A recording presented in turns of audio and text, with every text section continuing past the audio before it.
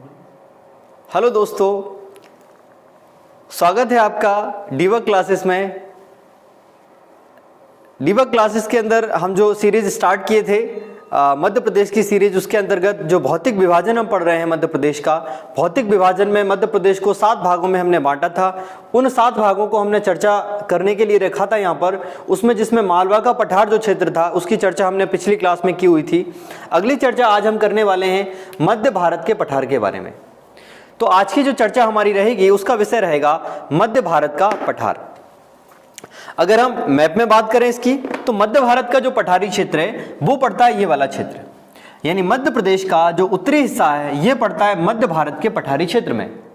इसमें कौन कौन सा क्षेत्र आ रहा है, तो ये वाला आप क्षेत्र देख रहे हैं ऊपर वाला, ये पूरा जो क्षेत्र है ये शामिल किया जा रहा है मध्य भारत के पठारी क्षेत्र में। साथ ही साथ ये जो नीमच और मंदसौर का जो क्षेत्र है ये भी इसमें शामिल किया जा रहा है। तो आज हम जो चर्चा कर रहे हैं उसका विषय है मध्य भारत का पठार, जो कि आपको लाइनिंग में दिख रहा है। तो इसकी हम चर्चा करते हैं और सारे फैक्ट इसके बारे में जानते हैं।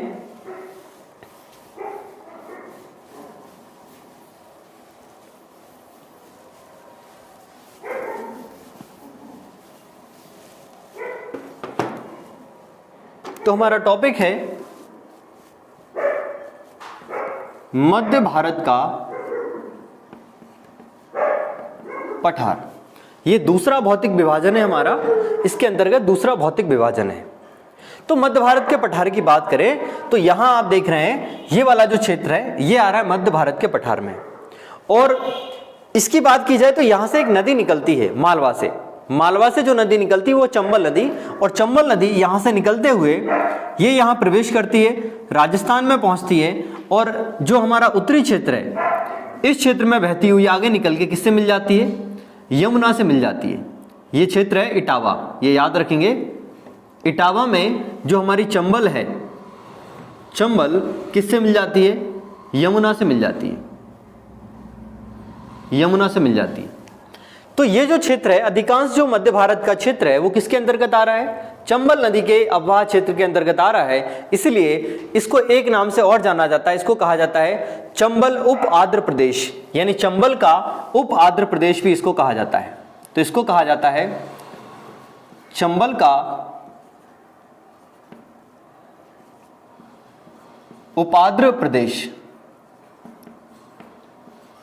क्योंकि चंबल नदी के द्वारा इसको आर्द्रता प्रदान की जा रही है। तो चंबल का उप आर्द्र क्षेत्र कहा जाता है इस क्षेत्र को। यह मध्य प्रदेश का कौन सा हिस्सा है, तो यह मध्य प्रदेश का उत्तर और पश्चिमी हिस्सा है। तो अगर इसके विस्तार की हम बात करेंगे, ये कहां तक फैला है, किस दिशा में फैला है, तो यह फैला है मध्य प्रदेश के उत्तर पश्चिमी दिशा में। मध्य प्रदेश का उत्तर पश्चिमी हिस्सा है ये वाला प्रदेश।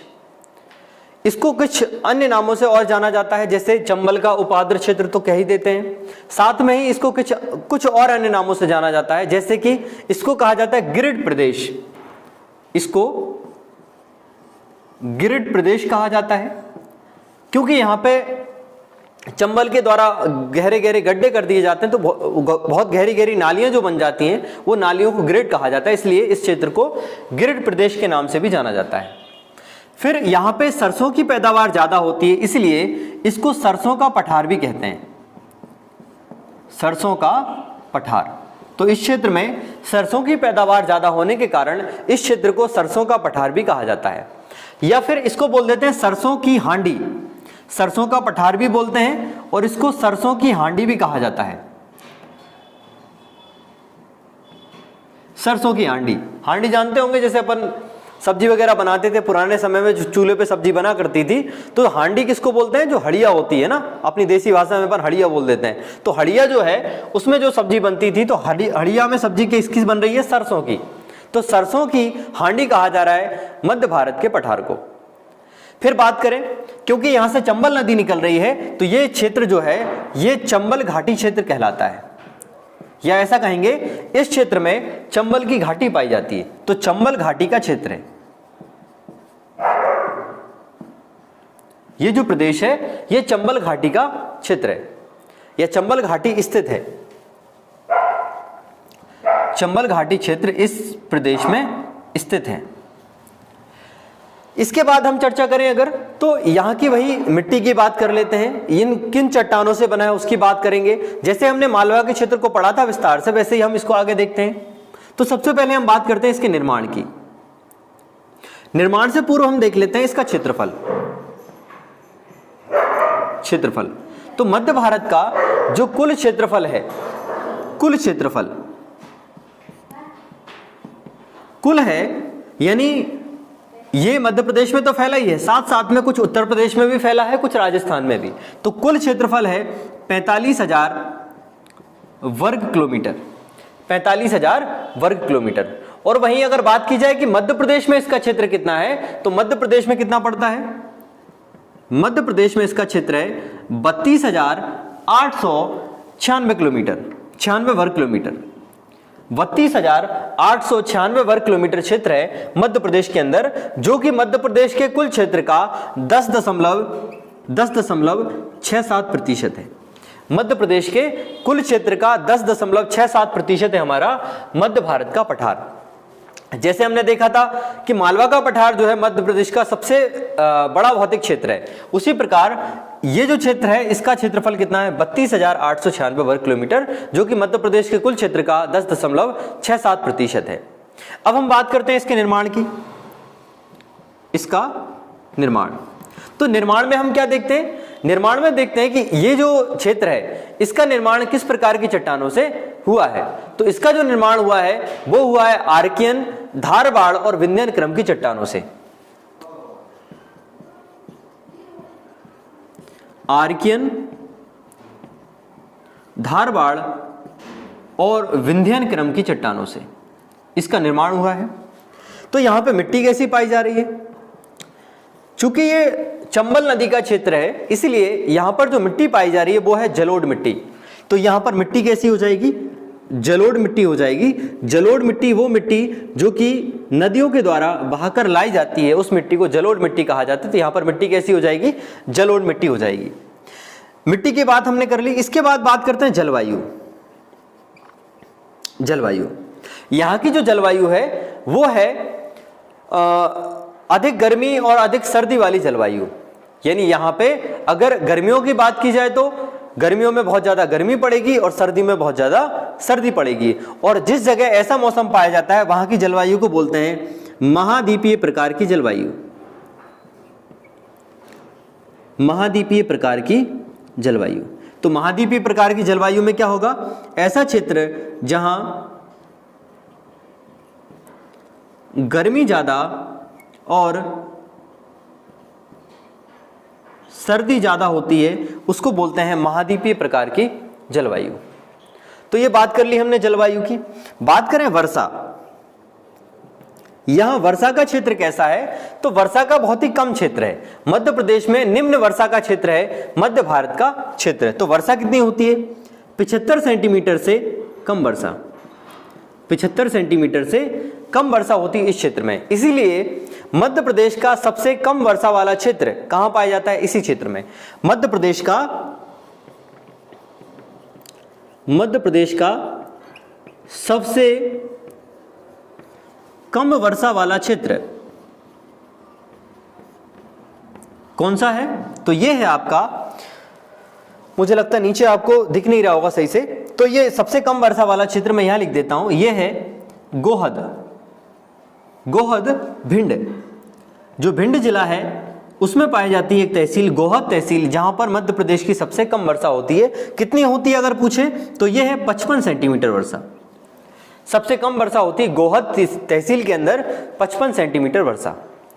तो ये हो गई इसके वर्षा का क्षेत्र। तो हमने बात कर ली यहां पर क्षेत्रफल की। निर्माण कैसे हुआ? आर्कियन, धारवाड़, विंध्यन क्रम की चट्टानों से हुआ।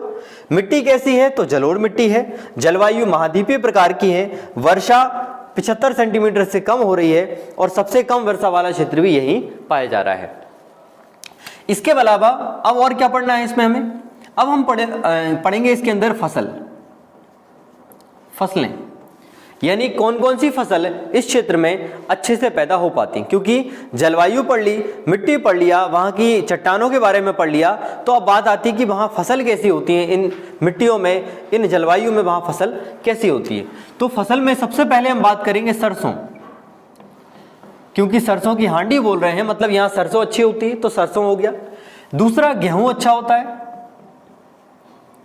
सरसों हो गया, गेहूं हो गया। उसके अलावा ज्वार हो गया, ज्वार और तिल, तिल मतलब तिली जो रहती है उसकी खेती यहां पर अच्छी होती है। तो ये बात हो गई कृषि की। अब हम बात करते हैं इसके विस्तार की, इसका विस्तार। तो विस्तार की जब भी चर्चा की जाएगी तो विस्तार की चर्चा दो तरह से हम करते हैं कि पहले तो हम देखेंगे कि इसके ऊपर क्या है, इसके नीचे क्या है, मतलब उत्तर में क्या है, दक्षिण में क्या है। तो मध्य भारत के पठार के जो उत्तरी क्षेत्र है वहां पर हमें मिलेगी चंबल नदी। तो चंबल नदी से ये स्टार्ट हुआ है, तो उत्तर में चंबल नदी और दक्षिण में क्या है, मालवा का क्षेत्र।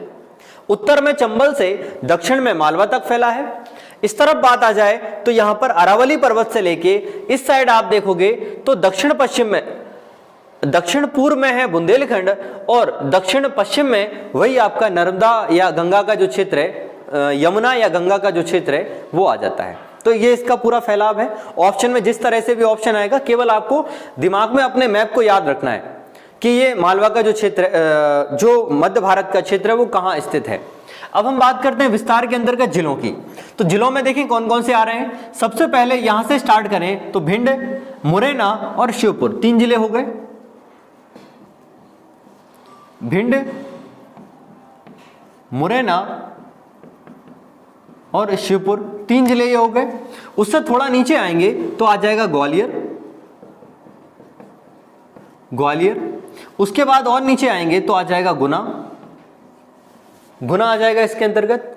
उसके बाद थोड़ा सा और नीचे आएंगे तो आ जाएगा शिवपुरी, सॉरी पहले शिवपुरी आ जाएगा फिर गुना आ जाएगा, तो इसमें और लिख देंगे हम क्या, शिवपुरी। तो यहां तक ये वाला हिस्सा कंप्लीट हो जाएगा। उसके बाद इस साइड आएंगे हम तो 2 जिले और मिलेंगे हमें, नीमच और मंदसौर। नीमच और मंदसौर ये वही जिले हैं जहां पर कि अफीम ज्यादा होता है, सॉरी गांजा ज्यादा होता है ना, गांजा। तो ये क्षेत्र हो गया इसका विस्तार। अब विस्तार के बाद आगे चर्चा करें इसकी तो क्या होगा, नदियां। नदियां यहां कौन कौन सी निकल रही हैं, यानी इस क्षेत्र से कौन कौन सी नदियां यहां से निकल रही हैं। तो नदियों की हम चर्चा करें तो यहां पर हम लिख लेते हैं नदियां। नदियों में प्रमुख नदी के रूप में आ जाएगी चंबल, साथ में काली सिंध, काली सिंध यहां से निकल रही है। उसके बाद हम देखेंगे पार्वती नदी भी यहां से निकल रही है, पार्वती नदी भी यहां से निकल रही है। इसके अलावा बहुत छोटी छोटी नदियां हैं, जैसे कुंवारी नदी हो गई, कुनू नदी हो गई, ये कुछ नदियां भी यहां से निकलती हैं। तो ये क्षेत्र हो गया नदी का क्षेत्र। और इसके अलावा एक अंतिम तथ्य इसके बारे में याद रखना है कि यहां इस क्षेत्र में एक जनजाति का निवास है, एक जनजाति यहां इस क्षेत्र में निवास ज्यादा करती है, जनजाति का निवास। तो कौन सी जनजाति का यहां निवास है, वो जनजाति आपकी सहरिया जनजाति, सहरिया जनजाति। तो सहरिया जनजाति का निवास क्षेत्र है आपका मध्य भारत का पठार। तो ये सारी चर्चा हमने की है मध्य भारत के पठार के बारे में। एक बार रिवीजन कर लेते हैं, उसके बाद फिर हम चलते हैं आगे। मध्य भारत का पठार, मध्य प्रदेश का जो उत्तरी क्षेत्र है वहां पाया जाता है मध्य भारत का पठार। यह चंबल का उपाद्र क्षेत्र कहलाता है। यह मध्य प्रदेश का उत्तर पश्चिमी हिस्सा है। गिरिड प्रदेश इसको बोलते हैं, सरसों का पठार इसको कहा जाता है। चंबल घाटी क्षेत्र यहीं पर स्थित है, चंबल घाटी का क्षेत्र यहां पर स्थित है। क्षेत्रफल की बात करें तो इस क्षेत्र का कुल क्षेत्रफल है 45,000 वर्ग किलोमीटर, मगर इसका मध्य प्रदेश में विस्तार कितना है, 32,896 वर्ग किलोमीटर, जो कि मध्य प्रदेश के कुल क्षेत्रफल का 10.67% है। निर्माण हुआ है किन 3 प्रकार की चट्टानों से, आर्कियन, धारवाड़ और विंध्यन क्रम की चट्टानें। मिट्टी यहां पर जलोढ़ पाई जा रही है। जलवायु महाद्वीपीय प्रकार की है। वर्षा 75 सेंटीमीटर से कम हो रही है और मध्य प्रदेश का सबसे कम यानी सबसे कम वर्षा वाला स्थान जो है, गोहद जो है वो पाया जाता है इसी क्षेत्र में। 55 सेंटीमीटर यहां पर वर्षा होती है। फसल की बात करें, सरसों ज्यादा हो रही है, गेहूं हो रहा है, ज्वार हो रही है, उसके बाद आपका और क्या हो रहा है, तिल हो रहा है। विस्तार की बात करेंगे तो ऊपर से स्टार्ट कर रहे हैं, भिंड हो गया, मुरैना, शिवपुर, ग्वालियर, गुना, इसके बाद शिवपुरी, नीमच और मंदसौर, इन जिलों में इसका विस्तार क्षेत्र है। नदियों की बात करें तो चंबल निकल रही है इस क्षेत्र से, काली सिंध, पार्वती तो ये कुछ नदियां हैं, कुनु हो गई, कुंवारी नदी, ये कुछ नदियां यहाँ हो गई। उसके बाद एक जनजाति यहाँ निवास कर रही है, शहरिया जनजाति। तो ये हो गया हमारा मध्य भारत का पठार। तो मध्य भारत का पठार आज हमने कंप्लीट कर लिया। इसके बाद आगे हम चलेंगे तो बुंदेलखंड पढ़ेंगे, फिर रीवा पन्ना पढ़ेंगे और फिर हम पढ़ेंगे नर्मदा सोन घाटी। इस प्रकार से हमारा मध्य उच्च प्रदेश कंप्लीट होगा। फिर हम पढ़ेंगे सतपुड़ा और फिर उसके बाद हम पढ़ेंगे बघेलखंड का पठार। अगली क्लास हम कल लेके आएंगे, वेट करते रहिएगा और बेल आइकन पे क्लिक कर लेना, जिससे कि आपको नोटिफिकेशन समय समय पे मिलते रहें और कोई भी क्लास आपकी मिस ना हो। Thank you. जय हिंद, जय भारत।